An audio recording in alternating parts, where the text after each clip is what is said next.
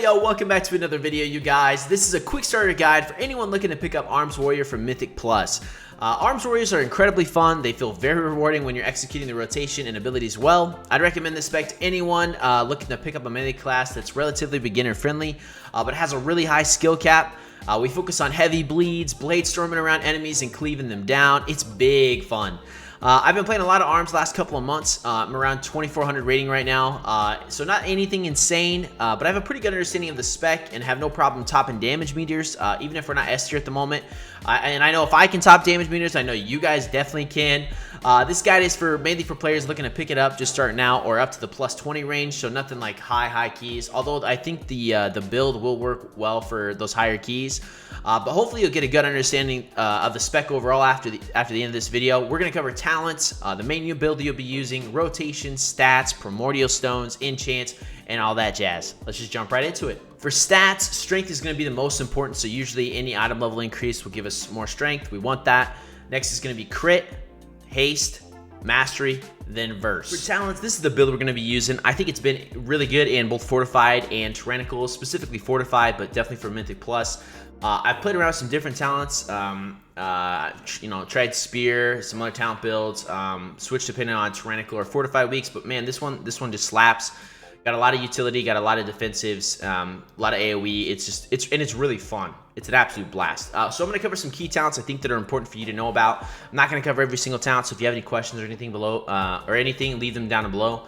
I'll try to help out as best I can, or I'm sure somebody else will as well. So let's go start on the warrior side here. Obviously, we're attack, battle and defensive. We have to take those. But I think rallying cry is super important. A lot of people don't play this, I think, in the lower key range, but rallying cry is just super OP, especially if you're doing a difficult pull on maybe bolstering week, for instance, like this, or tank does a difficult pull, healers having a hard time keeping up, or anything like that, or DPS just standing in stuff they shouldn't stand in. I know I do that. It's just really good, granting all party raid members with the 40 rest 15% temporary and maximum health for 10 seconds. That's fantastic. So using that when your team needs it, super important. Having intimidating shout, just an AOE, basically CC. Targets are disoriented, they can start to run away, but you really don't need that because if they take damage, they'll stop. But you can just interrupt a lot of spell casting. Super important that you grab this. Spell reflection, obviously, it's just super good. Stormbolt, single target CC for 4 seconds, only on a 30-second cooldown. I think that's really important. This is a huge talent here. We want this, always talented if we can. Thunderclap costs 10 more rage, deals 10% increased damage if you have Rend, Thunderclap, and affects 5 nearby and targets with Rend. This is a big part of our damage with Rend. Super important to go with. We got Sidearm. This actually does quite a bit of damage with us. Auto attacks have 20% chance to hurl weapons at your target and 3 other enemies in front of you, dealing 3000 physical damage. Actually does pretty good, decent damage. It's really nice. Overwhelming rage. Seen a lot of people play this maximum rage increased by 30, so you can maybe drop another talent for that, like Cruel Strikes, but I like it.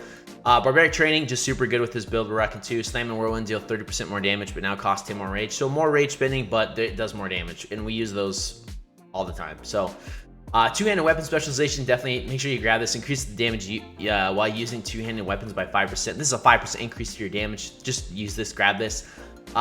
Thunderous Roar, I think this is just super important in both these capstones down here. Thunderous Roar's cooldown is reduced by 30 seconds, so we're using it more often.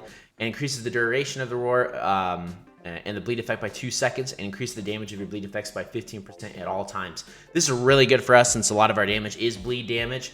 So I would definitely take this one specifically if you don't want to take Uproar, but I would highly suggest doing both of these. You can run Spear. I don't think it's as good specifically, and especially because of this talent here. But you could try it out. I did a little bit. I didn't like it nearly as much as Thunderous Roar, and I love Spear. But yeah, big one here, Avatar, big part of rotation, using it all the time as much as possible. Transfer into Colossus for 20 seconds, causing you to deal 20% increased damage and removing all roots and snares. Actually kind of important there. Removing all roots and snares. Obviously, if you know in PvP, this is a big talent for you to grab, but also for PvE, if you get stuck in something, let's say Court of Stars, first boss, he does that freaking whatever I don't remember what it's called, but where you have to jump up 3 times or something like that. If you get in a trouble situation and he's about to beam your ass and you're gonna die in tyrannical, pop an Avatar in a good time like that, it might save your life. Or in other instances, we're definitely grabbing Blade Master's Torment here, activating Avatar or Blade Storm cast either reduced effectiveness. This is a big part. We obviously use Avatar and Blade Storm all the time. Big part of rotation.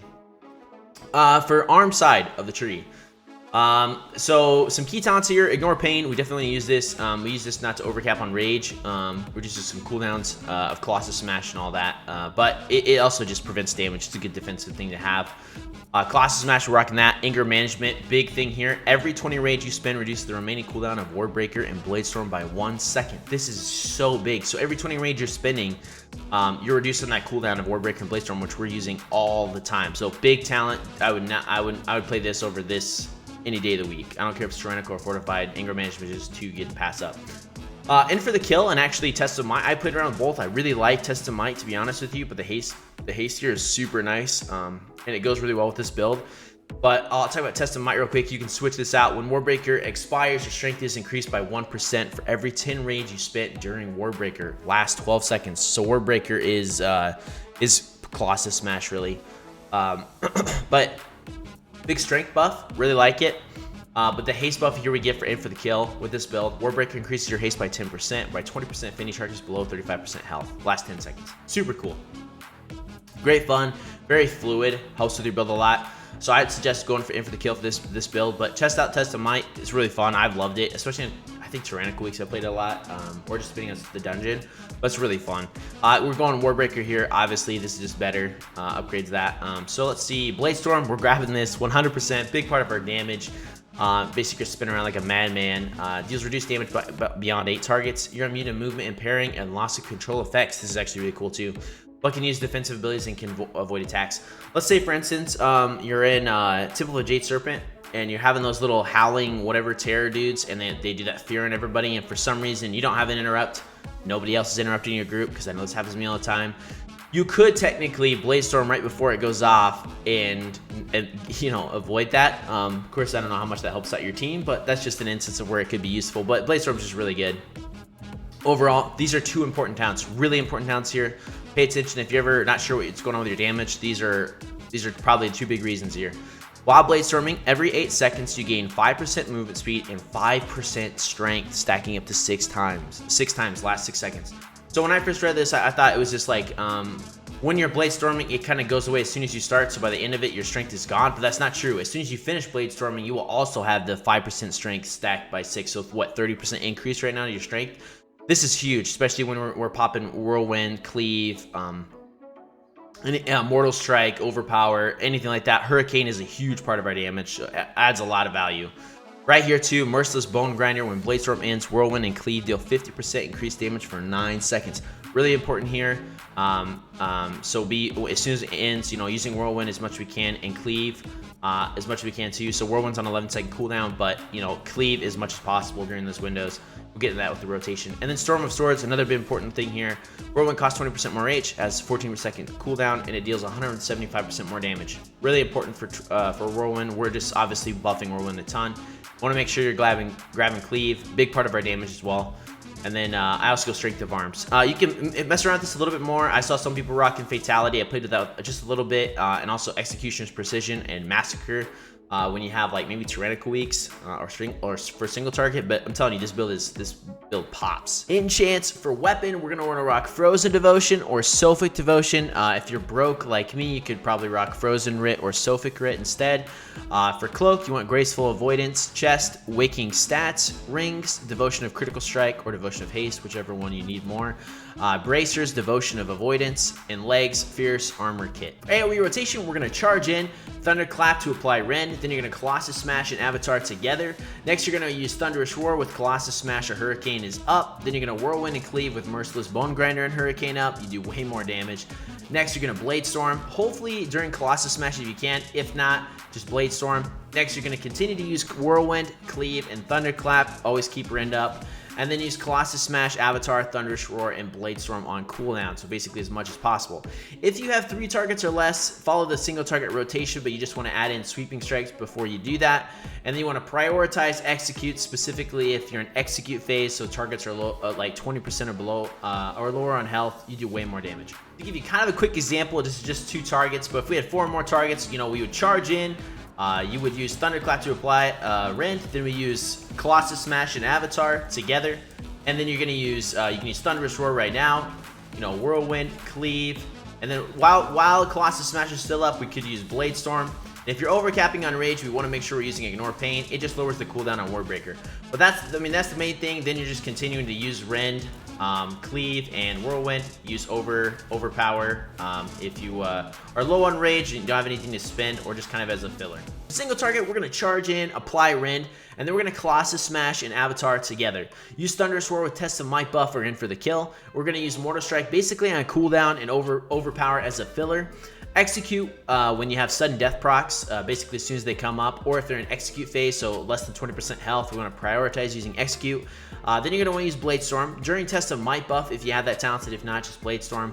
And then you're going to want to dump excess rage on Ignore Pain, Thunderclap, and Whirlwind. So avoid overcapping, and this helps with our GCD, so we get our cooldowns back faster.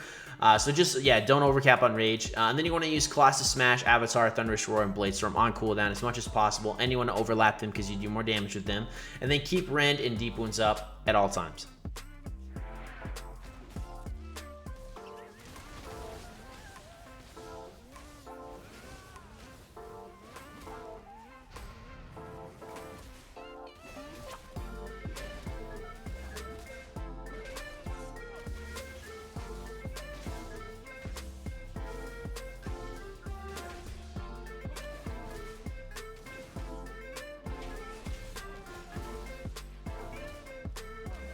Best primordial stones for you to be running in the Onyx Amulet, which I highly recommend you getting. It is a damage increase for us, is the Storm Infused Stone, the Desirous Blood one, and the Prophetic Twilight Stones.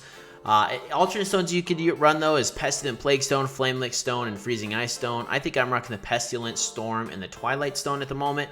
But do get the Onyx Amulet, definitely worth it. I do recommend checking out Wowhead as well. They do a great job keeping up to date with buffs, nerfs to the stones, any changes like that, and changes to our class. So check them out if you don't already know what website that is or anything like that. I will leave it down below for you guys to look at. To finish up this plug and play Arms Warrior guide for you guys, I've got 2 add-ons I'd recommend getting if you're new to the game or don't know what add-ons are. I'd recommend getting Weak Auras and Details. Weak Auras is the one you can see in the middle of my screen. It can help keep track of how much rage you have, the Merciless Bone Grinder buff, Whirlwind buff, auto attack speed, etc. There's just a lot of stuff. Then Details, super important to have. You can see in the bottom right of my screen. Shows you how much damage you're doing, interrupts, how you die, all that good stuff. It's amazing. I'll leave links to both of them down below. Thank you guys so much for watching. I really appreciate it. I hope this guide helped you guys out. I love Arms Warrior. It's an absolutely amazing class. You don't have to be insane at the game to play it and play it well. Just get some practice and have fun. Let me know if you have any questions down below, and like I said, check out Wowhead. They do a great job keeping up to date with all the classes and specializations. If you guys try it out, let me know what you think. Thank you guys so much for watching. I will catch you guys in the next video. Peace.